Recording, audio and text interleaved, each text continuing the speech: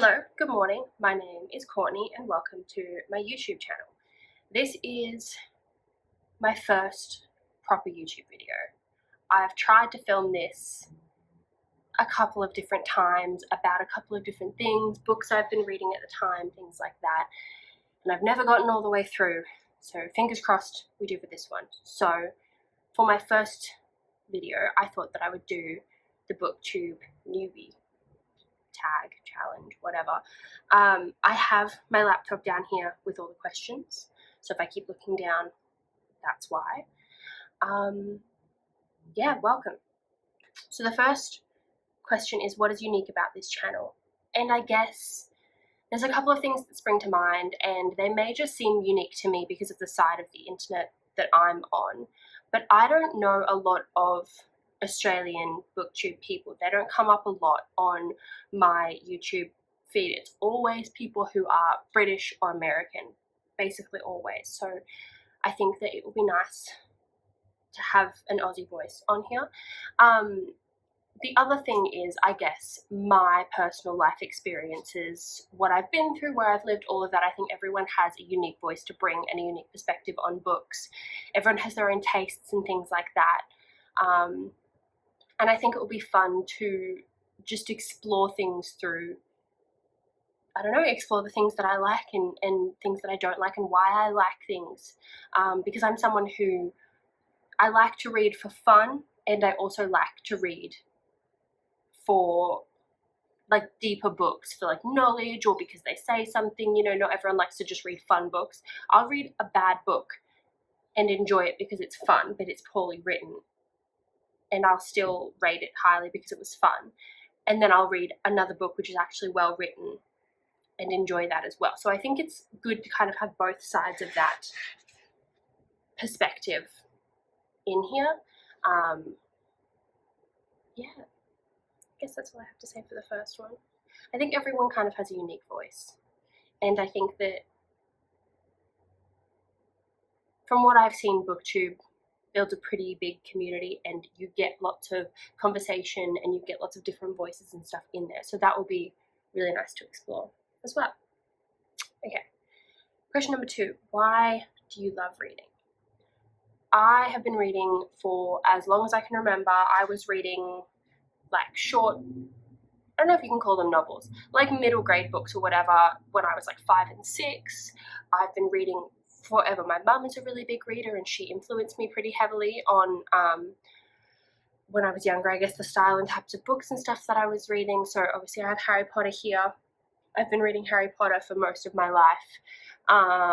I started reading young adult books when I was 12 and 13 because I'd read most of the books in the library, because I was from a town that just didn't have a great selection of children's books that I was interested in. So over like, what was that, from like 7 to 12, like 6 years, I'd read most of them. But I've always loved reading. I guess it's escapism, like it is for a lot of people. I love the stories, I love being brought into new worlds, I love magic systems and fantasy, and I love all of these, like I have a huge section of like paranormal books and things like that. I love all sorts of weird and wonderful things, and I love reading about them and characters and the way that you relate to them and the struggles they go through. It's just a really wonderful experience, and I love that feeling of when it happened. I always remember it because I get pulled out of it, but when you're reading a book and you're in it so much you forget that you're reading. You know, you're reading this book and it's playing like a story in your head, or you're so invested in the book that you forget that you're actually reading a book in your hands. It's just a wonderful feeling, and I love all the different stories and perspectives and characters and systems, and every author has a different way of writing things and a different thing to say, and it's just, there's nothing better. I absolutely love it, and I love all kinds of books. Like, it's just one of my favorite things to do, full stop.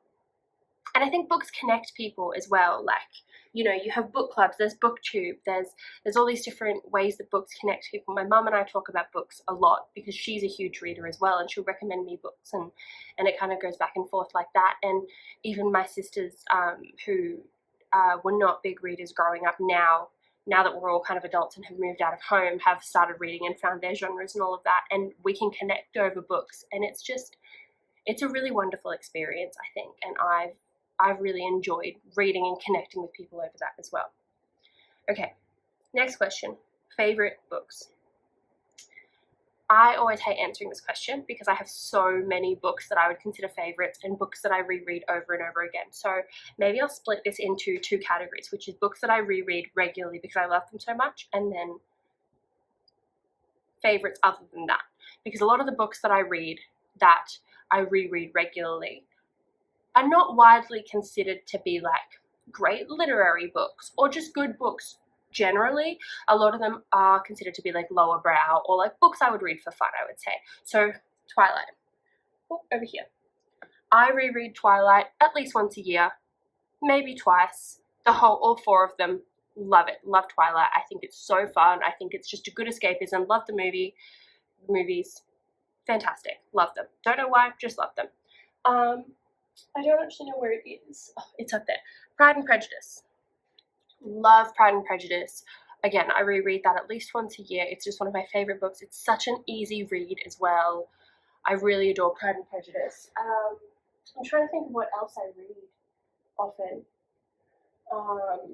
I think that's probably it for my like regular rereads, for like the ones that I read over and over again that I consider my favorites. Favorite books of all time? I actually really love the Nevermore series by Jessica Townsend. I know it's a middle grade series. I am very partial to middle grade books. I do like them a lot. I really love the Nevermore series. They were so fun to read. I think there's only 3 out so far. I've got 3 of them. When I was going through my bachelor's degree at uni, would force myself to wait until I finished the semester or finished certain assignments before I would buy myself the next book for all 3 of those books. I love them. I got through them so fast. I've read them a couple times now. I just adore them. I think they're so much fun. Sarah J. Maas, obviously the Throne of Glass series. Love it, love it, love it. It's absolutely fantastic. I love every single book. I love every part of it. Heartbreaking, moving, just fantastic. Love the Throne of Glass series. ACOTAR I do like a lot. I have not finished it. I have only read the original 3 books. I know that everyone loves the remaining ones, the ones that have come out since. I don't know if I will read them because I know that the novella that has come out, which I do own but I haven't read, I know that from there on there's pregnancy tropes involved and it kind of changes a little bit, and I can't do pregnancy tropes. I just can't do it. It gives me the ick for books. I can't do it. I don't like it. Personally, that's me. If you like it, that's fine. I have a friend who loves them and she tells me to read them all the time, and I just I'm not that interested. I feel like I've read them. They've closed off nicely with the original 3. I'm good. I'm good from there. I did love Nesta as a character towards the end. It would be fun to read more of her, but I also do feel like those books have kind of closed off for me. Like, I've read the original 3. I've read Feyre's story. Like, I'm good. So I don't know if I will read past that. When I was a teenager, this is my shelf of paranormal books. I think they're actually all vampire books, bar a couple. I loved those. And so there's 2 main series on that shelf. One is Morganville Vampires, which I have not actually finished the whole series of yet. I do need to get the last couple of books, but I adored Morganville Vampires, and I actually don't know anyone else who has read them, which is frustrating because I can't talk about them. I love that series. The other one I really loved is House of Night, which I have most of the books. I have not finished that either because, spoilers if you haven't read them, after Heath's death, which I think is at the end of Tempted or Hunted, it destroyed me. It really did, and it made it very difficult to go on. I think I did read the next book after that, but it did make it really difficult to continue. But it's been a couple of years, and I would really like to reread the whole series, get the remainder of the books, and go from there. So I would say that's probably a good overview of my favorite books. There's more in there that I haven't included, but that's all that comes to mind at the moment. Okay. Challenges I will face. I guess the main thing in terms of challenges for me is that I'm completely new to YouTube. I've never done this before. I've tried to film a couple videos and haven't posted them. I don't know if I will be consistent with this. I don't know if I'll be consistent with reading and uploading. I don't know if I will run out of ideas. Like, there's a lot of unknowns here because it's new, which is really exciting. But it also means that, like, all of these things are a challenge. Learning to edit, getting good sound. I'm filming on my iPhone right now. Like, all of those things are challenges that I'll face. So I think it's just the basic, like, the technological aspect, the filming, the getting used to being in front of a camera. All of those, I think, will be the challenges that I have to kind of get over those hurdles, because I'm completely new to this side, the creator side of YouTube. I've been obviously watching for years. I think everyone has at this point, but yeah, I think the thing I would probably struggle with most is ideas and consistency, because I am afraid I'll get boring, or I will just do the same things over and over again, and yeah, it'll be boring for the viewer. Might be interesting for me, and maybe it will be interesting for the viewer because it's interesting for me. But next question, where I read. Anywhere. I have the Kindle. I have Kindle Unlimited. I have the Kindle app on my phone. I have a Kindle as well. I don't love Amazon, but I do love the Kindle. I don't have a way to make sense of that. I have Libby on my phone, so I get books out of the library as well, and obviously ebooks and audiobooks. Not the biggest fan of audiobooks, I have to say. It really has to have a good narrator for me to love it. The only one that I found so far that I did actually love was Shutter Island. Everything else I've tried, I haven't been able to get into because I just get pulled out by the voice constantly. Don't love it. Mostly I read physical books. I read in bed. I've got a gorgeous little old green armchair. I read while I'm eating sometimes, like at the kitchen table or whatever. Anywhere, really. On my lunch breaks at work, I read on my phone. And anywhere. I probably don't read quite as often as I would like to at the moment because social media gets the better of me and I spend time on Instagram and whatnot. But yeah, I read pretty much everywhere. I do prefer a physical book.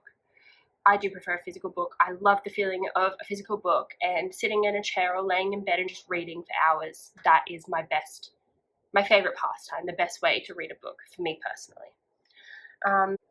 When I started reading, before I have memories, my mum taught me to read very early on. I think I was reading kind of okay. Like before I started school, I could kind of read, I think.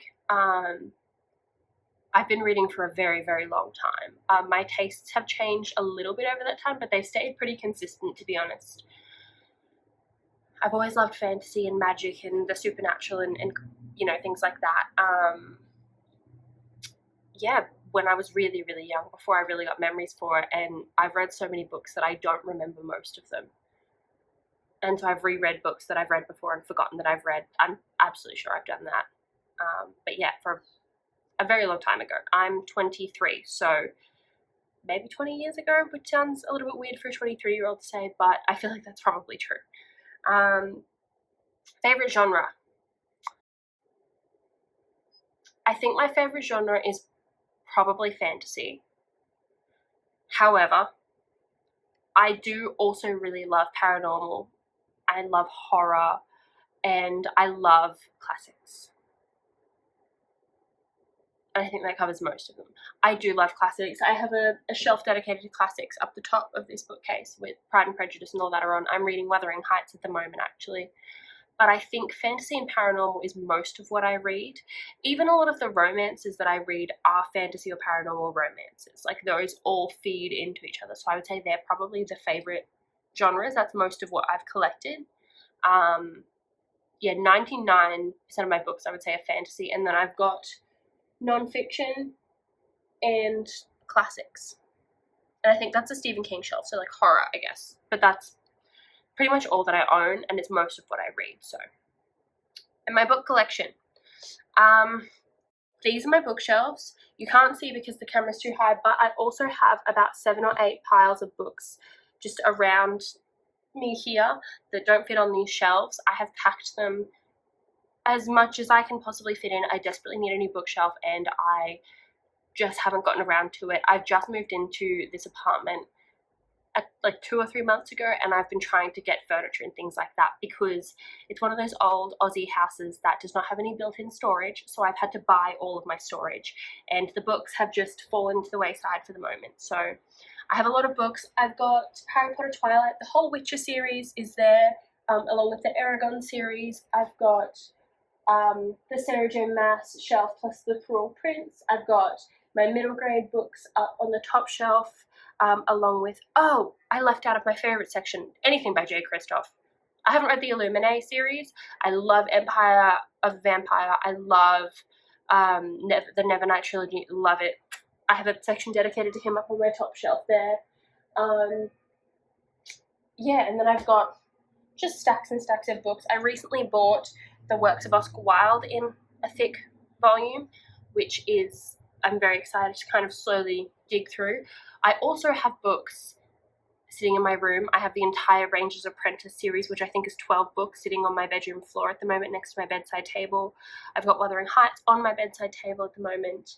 I've got books kind of scattered everywhere depending on where I've been reading. So they're everywhere. Most of them are kind of here and behind me, but they are everywhere. So yeah, lots of books. Excited to expand on my collection. I got a couple of gift vouchers to Dimmicks and QBD for Christmas, so I'm looking forward to going and spending those, so I can get more books, expand my collection. But yeah, I think that's it. Thank you so much for watching. Please leave a comment down below. I'd be really excited to start a conversation about your favourite books, your thoughts on any of my favourite books. But yeah, thank you for watching, and I will see you next time.